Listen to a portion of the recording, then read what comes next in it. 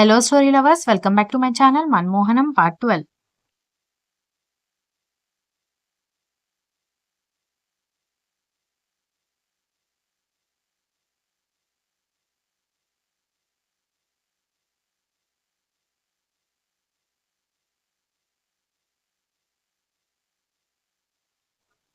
ధీరజ్, తెలివిగల దానివే. తనకు తెలియకుండా నెంబర్ తీసుకోవడం నాకిష్టం లేదు. తనని అడిగితే ఇవ్వదు. ఇప్పుడు నీ దగ్గర తీసుకున్నాననుకో, తనకు నువ్వే ఫోన్ చేసేస్తావు. నీకు నమ్మకం లేకపోతే నెంబర్ ఇవ్వవు. బట్ నా గురించి నీకు తెలుసు కదా ఆద్య. నీ నెంబర్ కూడా సందీప్ దగ్గర తీసుకున్నా అన్నాడు. ఆద్య కోపంగా, సార్, ఆ సందీప్ మీకెలా ఫ్రెండ్ అయ్యాడో నాకు తెలీదు. అతని గోల పడలేకనే నేను ఈ బ్రాంచ్కి వచ్చాను. అయినా మీ గురించి స్నేహాకి రికమెండ్ చేసే బాధ్యత నాది సార్. తనకే మీ నెంబర్ ఇస్తా. దాన్ని అడగకుండా మీకు నెంబర్ ఇవ్వను సార్. ఏమనుకోకండి అని ఫోన్ పెట్టేసింది.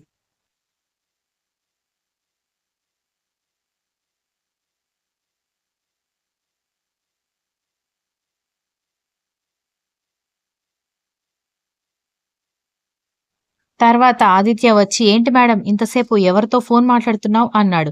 ఆద్యకి ఆదిత్యతో ఆడుకోవాలనిపించి, సందీప్ కాల్ చేశాడు ఆదిత్య అంది సాగదీస్తూ.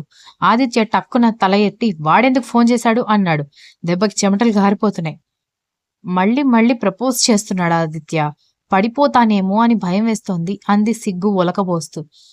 హేయ్, అలా ఎలా పడిపోతావు?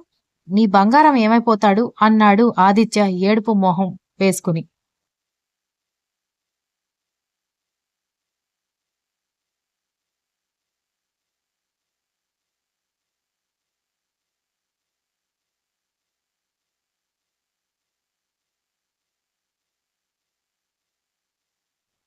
ఆద్య నవ్వాపుకుంటూ, ఏం చేస్తాడు? గుళ్ళో కింద పడిపోతున్న అమ్మాయిలను ఎత్తుకుంటూ సంఘసేవ చేస్తుంటాడు అంది. ఆదిత్య కోపంగా, సంఘసేవ కాదే పిచ్చిమొహం, నీ సేవ చేస్తున్నాడు అన్నాడు. ఆద్య ఏం తెలియనట్టు, ఏంటి అంది ఆశ్చర్యం నటిస్తూ. ఆదిత్య నాలుగు ఖర్చుకొని, ఏం లేదు గాని మందులు వేసుకో అని ఆద్యకి మందులిచ్చి కిచెన్లోకి వెళ్ళాడు. ఎస్, నీ వీక్నెస్ అర్థమైంది సారు. ఇప్పుడు ఆడుకుంటా చూడు. ఇన్ని రోజులు తెలిసి నేను నిన్ను ఎంతలా ప్రేమిస్తున్నానో తెలుసుకుంటూ ఎంజాయ్ చేశావు కదా. ఇప్పుడు చూడు, సందీప్గా నువ్విలా నా లవ్కి ఉపయోగపడతావని అస్సలు అనుకోలేదు అని నవ్వుకుంది.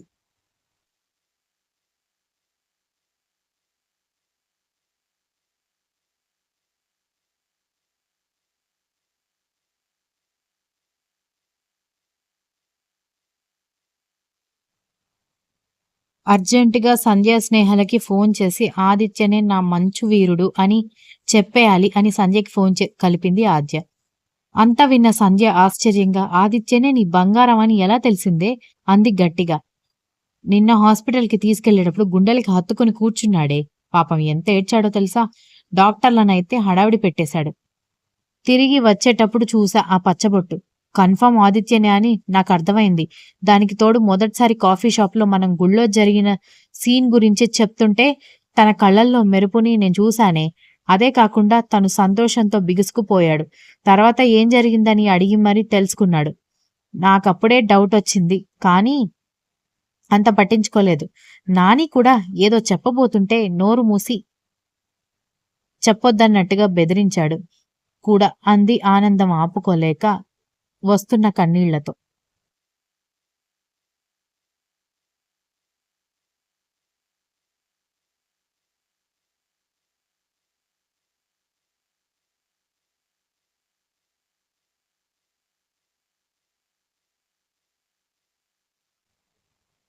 స్నేహ ఫోన్ లాక్కొని, ఓసే, అలాంటి పచ్చబొట్టు నీ వీరుడికి మాత్రమే ఉంటుందా?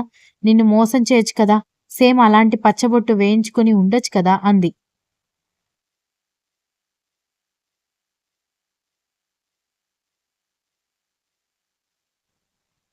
ఆద్య తల కొట్టుకుంటూ, ఎప్పుడు పుస్తకాల పురుగులాగా పుస్తకాలే పట్టుకోకుండా కొంచెం లోకజ్ఞానం కూడా పెంచుకోవే. అదేం పచ్చబొట్టో నాకు తప్ప ఎవరికి తెలీదు. ఈవెన్ మీకు కూడా తెలీదు. అలాంటిది నిన్న మొన్న పరిచయం అయిన ఆదిత్యకి చచ్చినా చెప్పను, చెప్పలేదు కూడా. అయినా ఆ గుడిలో అమ్మాయిని నేనే అని తెలిసాక తను మనల్ని ప్రతిరోజు కలిశాడు. ఒకవేళ ఏం పచ్చబొట్టో అని తెలిసినా వేయించుకునేంత టైం లేదు అతనికి. మనతోనే ఉన్నాడు. So no doubt.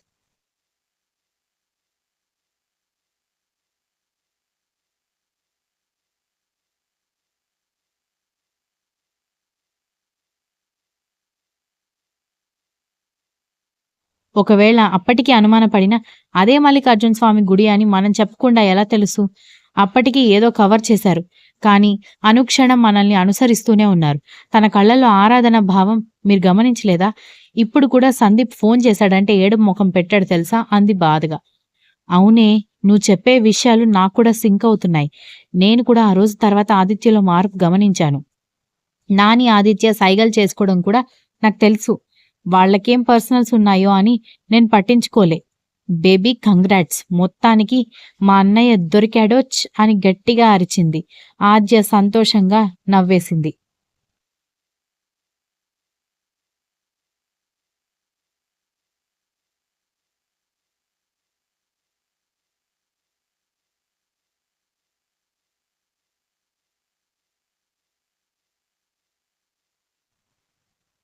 సంధ్య ఫోన్ తీసుకుని ఇంతకీ అదేం పచ్చబొట్టో ఇప్పటికైనా చెప్పవే అంది. ఆద్య నవ్వుతూ శివపార్వతుల బొమ్మలతో వేయించిన పచ్చబొట్టుంది. ఓకే. ఇంట్లో 2 రోజులు ఉన్నారు. ఏమైనా అడ్వాంటేజ్ తీసుకున్నాడా? అంది చిలిపిగా.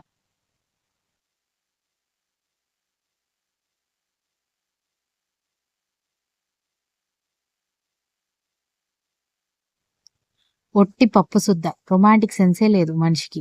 బట్ ఎంత కేరింగో తెలుసా? తనే వండి తినిపిస్తున్నాడు. ఎత్తుకుని తిప్పుతూ నా పనులన్నీ చేస్తున్నాడు. ఎంత ఓపికో అస్సలు విసుక్కోడు. నాలాంటి పెంకి పిల్లని భరించాలంటే ఆదిత్యకి మాత్రమే సాధ్యం అంది. సంధ్య, స్నేహ నవ్వారు.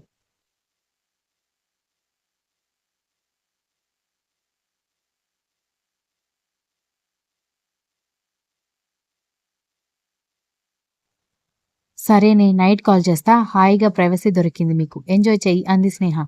ఆద్య, ధీరజ్ గుర్తొచ్చి స్నేహ ఒక నిమిషం. నీకు కూడా ఒక విషయం చెప్పాలి అంది. ఏంటే సంబంధాలు చూస్తున్నావా నాకు? అంది స్నేహ. అవునే. ధీరజ్ సార్ నీకు కరెక్ట్ అని సంబంధం మాట్లాడదామని అంది. స్నేహ సైలెంట్ అయిపోయింది. ఏంటే మాట ఆగిపోయింది? సార్ నాకు ఫోన్ చేసి బ్రతిమాలేదాకా నాకు చెప్పలేదు కదా అంది. ఆయన స్థాయి వేరు, నా స్థాయి వేరు. ఈ పెద్దవాళ్ళని నమ్మకూడదు. అయినా మనకెందుకే వాళ్ళ గోల అంది.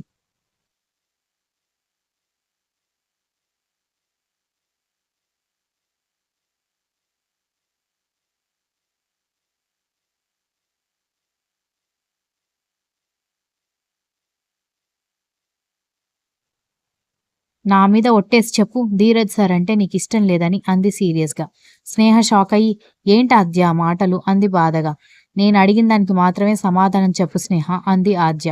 నాకు చాలా ఇష్టమే ధీరజ్ సార్ అంటే. కానీ చైర్మన్ సార్ అని ఏదో చెప్పబోతుంటే చైర్మన్ సార్‌కి కూడా ఓకే. నీ ఒపీనియన్ కోసమే వాళ్ళు వెయిట్ చేస్తున్నారు అంది.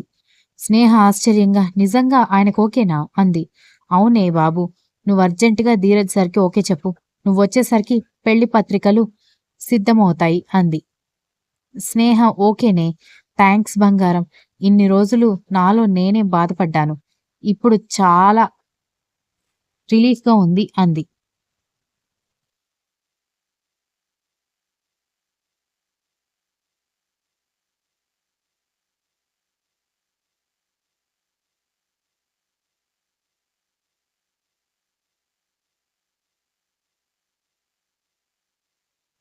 ధీరజ్ సార్ నంబర్ సెండ్ చేస్తా మాట్లాడు అంది ఆద్య. అంతలో ఎక్కడి నుండి వచ్చాడో ధీరజ్ స్నేహ చేతిలో ఫోన్ తీసుకొని నేనిక్కడే ఉన్నాను ఆద్య. చెప్పేమను. మీ ఫ్రెండ్‌ని వదిలి ఉండలేక వెనకాలే హచ్ డాగ్‌లా వచ్చేశా అన్నాడు. స్నేహ వైపు చూస్తూ. ఆద్య, స్నేహ, సంధ్య షాక్. ధీరజ్ స్నేహ ముందు మోకాళ్ళ ముందు కూర్చొని I love you Sneha. Stay forever with me అన్నాడు. స్నేహ సిగ్గుపడుతూ I love you too sir అంది. ధీరజ్ సంతోషంగా స్నేహని హత్తుకున్నాడు.